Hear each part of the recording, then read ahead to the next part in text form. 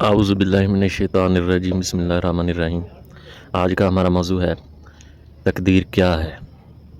تو اس موضوع پر مختلف لوگ بات کرتے رہتے ہیں، بحث و مباحثے کرتے رہتے ہیں، اور اکثریت لوگوں کی، جن میں عام خاص سبھی شامل ہیں، وہ تقدیر کو یہ سمجھتے ہیں کہ اللہ پاک نے جو کچھ ہونا تھا وہ سب کچھ لکھ دیا ہے پہلے سے، تو ابھی جو کچھ ہمارے ساتھ ہو رہا ہے یہ سب اسی کی وجہ سے ہو رہا ہے۔ یعنی کہ دوسرے لفظوں میں وہ سارے کا سارا الزام اس پاک وحدہ لا شریک پر ڈال دیتے ہیں اور خود بری ذمہ ہو جاتے ہیں۔ اس لیے یہاں پر کافروں اور ملحدین کو بات کرنے کا موقع مل جاتا ہے۔ اللہ پاک وحدہ لا شریک، اس پاک ذات نے قرآن پاک میں فرمایا ہے کہ جو کچھ ہو چکا، جو ہونے والا ہے، وہ سب کچھ لکھ دیا گیا ہے۔ تو یہاں پر اللہ پاک یہ بتانا چاہتا ہے، یہ بتا رہا ہے، اپنے لحاظ سے اللہ پاک بات کر رہا ہے، اپنے لحاظ سے، حقیقت کے لحاظ سے۔ حقیقت میں یہ سب کچھ ہو چکا ہے، جس طرح ہمارا گزرا ہوا وقت ہو چکا ہے اس کا ہمیں یقین ہے، اور ابھی جو ہو رہا ہے اس کا بھی ہمیں یقین ہے، یہ ہو رہا ہے، اور ابھی جو آنے والا ہے وہ غیب میں ہے، وہ اللہ پاک نے غیب میں رکھا ہے، اس کو صرف وہی جانتا ہے۔ وہ تو سب کچھ جانتا ہے، حقیقت میں اس کے ساتھ یہ ہم ایک ہی وقت پر کھڑے ہوئے ہیں اور ہم ٹائم کے اندر رہ رہے ہیں، وقت کے اندر۔ یہ گزرا ہوا، یہ آنے والا، یہ ہو رہا ہے، یہ سب کچھ ہمیں محسوس ہوتا ہے، جبکہ حقیقت میں یہ سب ایک جگہ پر ٹھہرا ہوا ہے۔ اللہ پاک کے نزدیک نہ کوئی گزرا ہوا ہے، نہ کوئی آنے والا ہے، بلکہ اس کے سامنے سب موجود ہے۔ اور اس بات کو اللہ پاک نے قرآن میں فرمایا ہے کہ اس کے سامنے ہر چیز حاضر ہے۔ ہمیں اللہ پاک نے ٹائم کے اندر رکھا ہوا ہے، وہ خود ٹائم سے بالا تر ہے، پاک ہے۔ ہمیں اس نے ٹائم کے اندر رکھا ہوا ہے، یہ ہمیں محسوس ہوتا ہے آنے جانے والا۔ اور یہ اللہ پاک نے اس لیے کیا ہے تاکہ ہمیں آزمایا جائے، کیونکہ جب یہ وقت گزرے گا نہیں اور کوئی آنے والا وقت نہیں ہوگا، کوئی گزرا ہوا نہیں ہوگا، تو آزمائش نہیں ہو سکتی۔ تو اس لیے اللہ پاک نے ٹائم کو بنایا، وقت کو بنایا، اور ہمیں اس کے اندر چھوڑا۔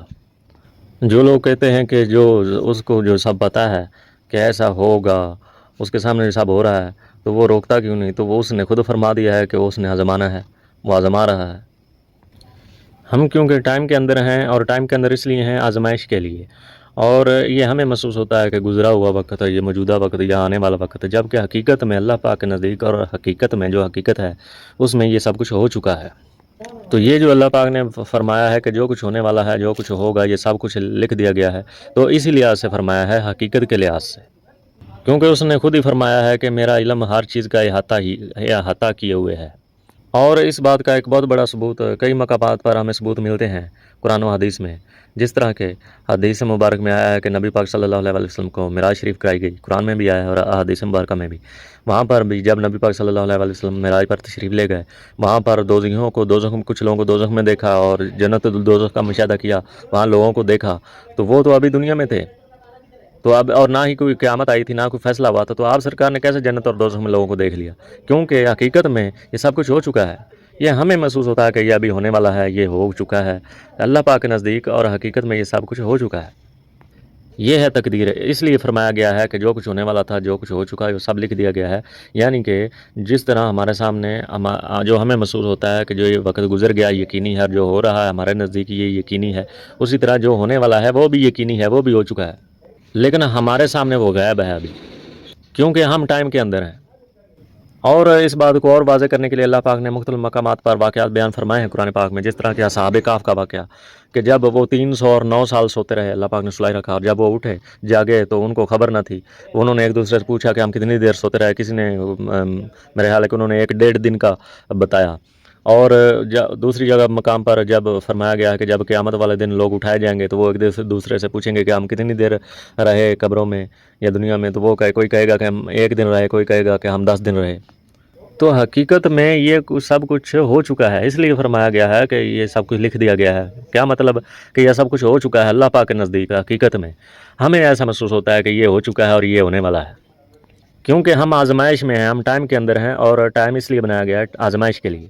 تو یہ اللہ پاک کی شان ہے، اس کی قدرت ہے کہ اس نے، اور اس بات کو اللہ پاک نے یہ بھی واضح فرمایا، اس بات کو بھی اس نے فرمایا کہ اسی نے زندگی اور موت کو پیدا کیا، اسی نے دن اور رات کو، یعنی کہ وقت کو ایک دوسرے کے پیچھے آنے جانے والا بنایا۔ تو یہ بہت سارے مقامات پر اللہ پاک نے اس بات کے اشارے دیے ہیں، اس بات کو واضح کیا ہے، اور معراج شریف سے بھی ہمیں یہی چیز ثابت ہوتی ہے۔ کہ حقیقت میں ہمیں ایک ہی جگہ پر یہ سب کچھ ہو چکا ہے، یہ سب کچھ ٹھہرا ہوا ہے. ہم جو یہ اللہ پاک کی قدرت اور شان ہے کہ اس نے ہمیں پیدا کیا اور ہمیں آزمائش کے لیے اس وقت کے اندر ڈالا، اور ہمیں یہ محسوس ہوتا ہے کہ یہ جو ہونے والا ہے یہ ہو چکا ہے یا یہ ہونے والا ہے. تو یہ ہے تقدیر، یہ ہے وہ بات جس کے بارے میں اللہ پاک فرماتا ہے کہ ہم نے جو کچھ ہو چکا ہے یا جو کچھ ہونے والا ہے وہ لکھ دیا گیا ہے. یعنی کہ وہ حقیقت میں، وہ اللہ پاک کے نزدیک حقیقت میں وہ ہو چکا ہے. یہ ہمیں محسوس ہوتا ہے کہ یہ ہو گیا ہے اور یہ ابھی ہونے والا ہے. اور یہ یہاں پر غیب بھی ثابت ہوتا ہے. غیب اللہ پاک نے اپنے لیے خاص رکھا ہے، اس کو صرف وہی جانتا ہے، کیونکہ وہ تو ہر چیز کا احاطہ کیے ہوئے ہے، وہ حقیقت ذات ہے. ہم تو اس کے حکم کے ساتھ قائم ہیں. تو دعا ہے کہ اللہ پاک ہمیں ایمان کی سلامتی عطا فرمائے اور ایمان کی سلامتی کے ساتھ ہی اس دنیا سے لے جائے. آمین ثم آمین.